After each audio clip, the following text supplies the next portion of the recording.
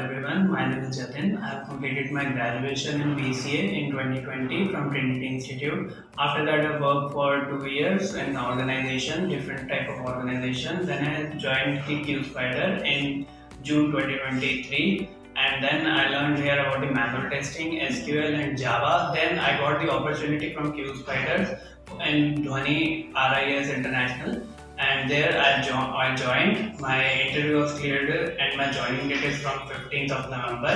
I got the package of up to 5 LPA here, and I like to thanks all of the faculties, all of my trainers to giving me this opportunity and help me in all the interview process and giving me knowledge which is provided in the interview in my beginning career. So I would like to thank all of them, all the faculty and all of the team members in the Qspiders. The mock interviews and the presentation here which helped me a lot to complete my interviews, and this type of activities will help a lot in my personal development also. So I would like to thanks all the Qspider team for this grateful opportunity.